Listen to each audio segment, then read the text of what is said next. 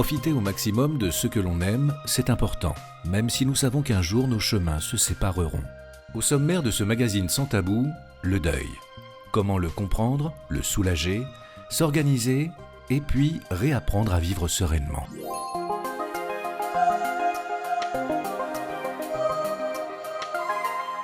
Le décès d'un conjoint ou d'un proche nécessite de nombreuses démarches administratives et certaines doivent être réalisées dans des délais rapides.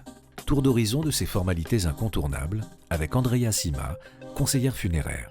Ce sont les démarches pour prévenir les différents organismes et administrations du décès. Un décès génère un nombre impressionnant de démarches et de courriers à envoyer après un décès. Alors, il faudra dans un premier temps prévenir l'employeur. Si le défunt était demandeur d'emploi, il faudra aussi vérifier auprès de Pôle emploi s'il avait des droits ouverts. Il faudra prévenir la banque. Il faut savoir que les comptes sont bloqués au moment du décès. Seuls les comptes comportant la mention « ou », tels que monsieur ou madame, madame ou madame, restent actifs. Il faudrait prévenir les impôts, la sécurité sociale, la caisse d'allocation familiale, prévenir aussi les différentes assurances, telles que les assurances vie, les assurances pour la voiture, pour la maison. Endeuillé, on n'a pas la tête à ça, trop de charges émotionnelles. Soit on est à l'aise avec l'administratif et effectivement on peut faire des recherches sur internet ou se servir d'un guide qui nous aura été remis justement pour nous aider dans ces démarches et on fait ses courriers soi-même. Soit on peut se reposer sur une entreprise spécialisée dans ces métiers qui nous aura été recommandée par le conseiller funéraire. Après un entretien téléphonique personnalisé, cette entreprise prépare tous les courriers et il ne vous restera plus qu'à les signer, les timbrer et les poster. En conclusion, soit vous êtes à l'aise avec l'administratif et vous pouvez faire vos démarches vous-même, en sachant que souvent on oublie quelque chose, tel qu'une copie du livret de famille ou un acte de décès, soit ce n'est pas le cas et on peut se reposer sur une entreprise spécialisée dont c'est le métier.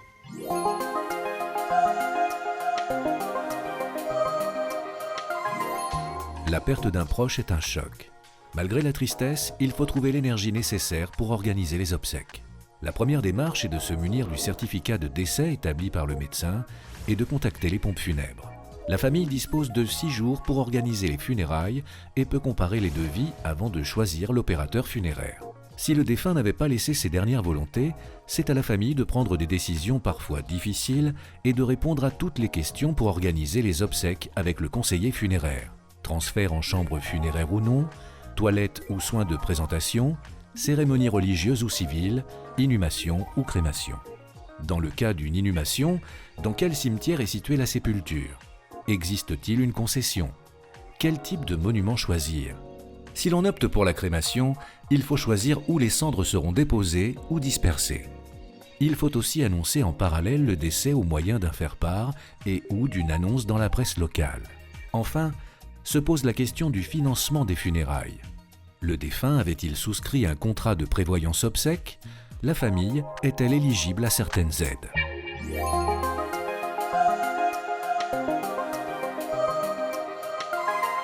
À quoi sert une sépulture et en quoi c'est important? Une sépulture, c'est une tombe qu'on trouve dans les cimetières. C'est un lieu de souvenir, un lieu de recueillement, un lieu d'apaisement. Ça fait partie du processus de deuil. C'est aussi l'occasion pour les familles de rendre un dernier hommage au défunt et surtout de laisser une trace du passage de ce défunt sur cette terre, notamment en y faisant graver son nom dans la pierre. J'ai même certaines familles qui vont faire graver des textes qui vont être en rapport avec le défunt, voire même des messages qui vont traverser les années, les décennies, voire les siècles. Alors on trouve divers types de monuments. Un monument cinéraire, donc ce sont des monuments de petite taille dans lesquels on va pouvoir accueillir des urnes, ou aussi des monuments plus traditionnels, des monuments funéraires dans lesquels on va pouvoir à la fois placer des urnes mais aussi des cercueils. Ça peut être des monuments simples que l'on va trouver dans nos catalogues, à des monuments beaucoup plus complexes dans la recherche de matériaux, dans les formes qui vont être plus élaborées, des monuments personnalisables en fait. Tout est possible en fonction du budget parce que c'est quelque chose qui vient par contre après l'organisation des obsèques. En conclusion, je pense que le monument funéraire est très important parce qu'encore une fois, c'est le socle de la famille et c'est un processus naturel de deuil.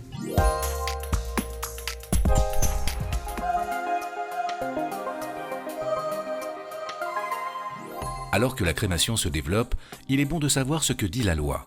Que deviennent les cendres du défunt? Où les déposer? Ou bien dans quel lieu les disperser? Y a-t-il des interdictions?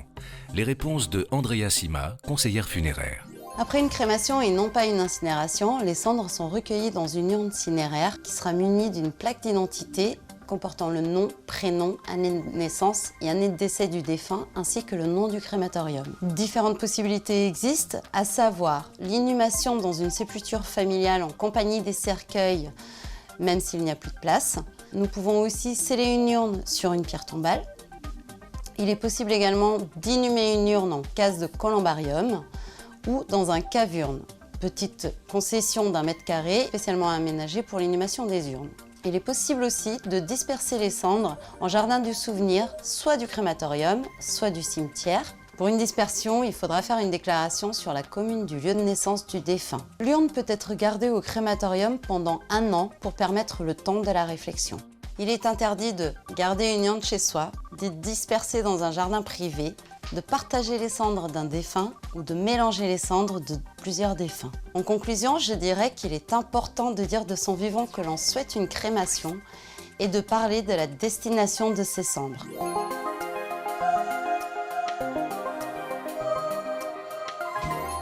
Lors d'un décès, vous devez faire face à de nombreux imprévus, dont le financement des obsèques. Différentes solutions existent.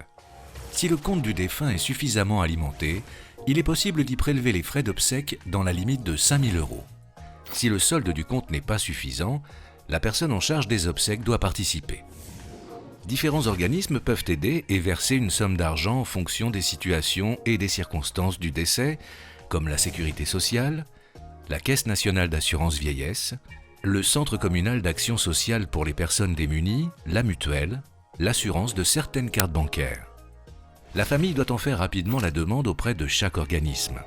Autre cas de figure, le défunt avait peut-être anticipé cette dépense et souscrit un contrat d'assurance obsèques. Différents contrats existent pour soulager les familles, de la simple réserve d'argent permettant de régler une partie de la facture au financement complet prévu d'après les volontés détaillées.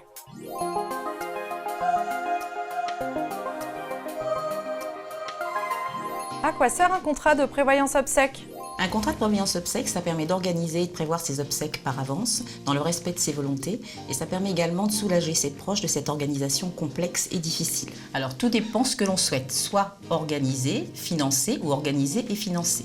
Si on le souhaite uniquement financer, là c'est un contrat au capital que l'on trouve chez les financiers, banque, assurance mutuelle, là on finance mais on n'organise rien. Soit on souhaite organisé. Dans ces cas-là, c'est un contrat donc, que l'on trouve chez les professionnels dûment habilités. On collecte les volontés, c'est gratuit, mais là, rien n'est prévu au niveau du financement. Et si l'on souhaite organiser et financer, là, c'est un contrat en prestation que l'on trouve chez les pompes funèbres, donc les entreprises donc, dûment habilitées. Là, on va tout orchestrer, l'organisation et le financement. Le jour venu, la famille a uniquement un numéro de téléphone à composer. Tout est parfaitement orchestré, rien à financer. Les pièges à éviter, c'est surtout en tout premier que dans le contrat, il y ait une garantie assistance rapatriement mondiale. Il faut aussi veiller au délai de carence, parce que ça peut passer de 12 à 36 mois. Il faut faire attention également à la revalorisation du contrat pour pouvoir être capable de combler l'inflation. Donc il y a aujourd'hui des produits qui existent chez certains organismes qui garantissent que quel que soit le coût le jour venu, on ne réclamera rien à la famille au niveau des prestations funéraires. Donc également ce qu'il faut bien regarder, un point important, c'est le questionnaire médical, ce qu'on appelle l'attestation sur l'honneur de bonne santé. Ça peut être un piège, il faut faire très attention quand on signe les documents parce qu'on vous demande parfois d'attester sur l'honneur que vous êtes en bonne santé et que vous n'allez pas subir une intervention chirurgicale dans les 6 prochains mois.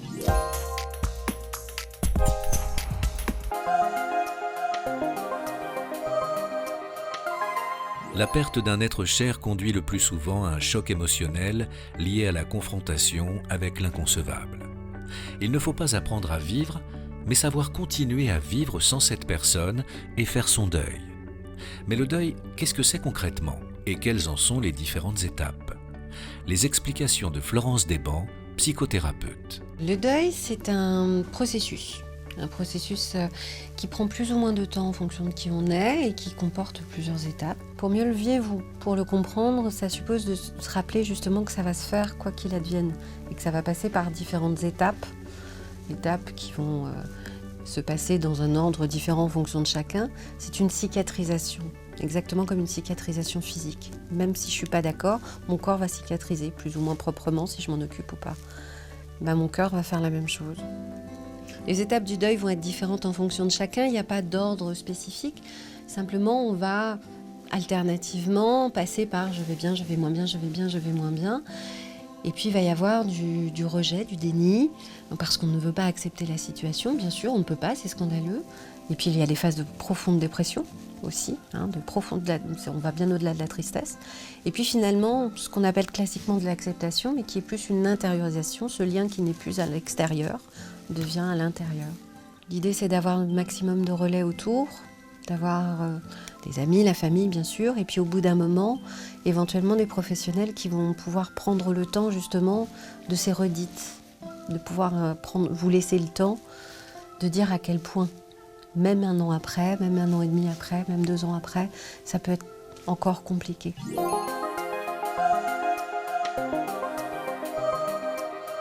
Face à la perte d'un proche et à l'organisation de ses obsèques, nous sommes confrontés à une multitude de décisions à prendre.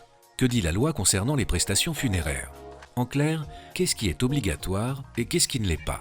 Tout d'abord, si le décès survient à l'hôpital, en maison de retraite ou au domicile, le corps du défunt peut être transféré dans une chambre funéraire pour permettre aux familles de se recueillir dans de bonnes conditions sanitaires.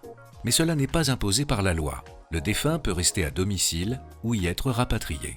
S'il portait un pacemaker, celui-ci doit être impérativement retiré.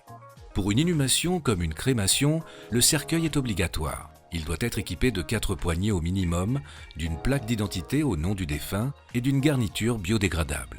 Libre à vous de choisir le modèle et d'y ajouter un capiton pour personnaliser la présentation du défunt et lui rendre hommage. L'urne, quant à elle, recueille les cendres dans le cas d'une crémation. Elle n'est pas obligatoire en cas de dispersion immédiate au jardin du souvenir, situé à côté du crématorium.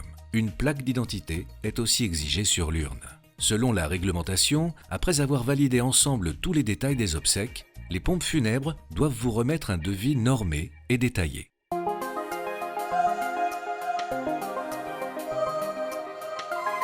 On m'a parlé de soins de présentation et de conservation pour une personne décédée. C'est quoi exactement? Je préférerais que nous parlions de soins de présentation et d'hygiène puisqu'il s'agit uniquement d'une conservation temporaire. Les soins de présentation et d'hygiène consistent à réaliser une intervention physiologique et cosmétique sur les personnes décédées afin qu'elles puissent figurer auprès de leurs proches jusqu'au jour des funérailles. En effet, la technique utilisée ralentit le phénomène naturel de dégradation du corps. Il gomme au maximum les stigmates liés à la maladie ou celles émanant de morts violentes telles que des accidents. De fait, le défunt pourra être présenté dignement et paisiblement. Les endeuillés pourront donc se recueillir sereinement. La mise en représentation du défunt est essentielle dans le bon déroulement du travail de deuil. Elle permet d'accepter la perte et de ne pas rester bloqué dans la phase de déni. Les soins de présentation et d'hygiène ne sont pas obligatoires, sauf dans le cadre de rapatriement dans certains pays du monde. En conclusion, je dirais que ces soins ont une utilité sociale, psychologique et sanitaire, mais surtout ils permettent de pouvoir se souvenir.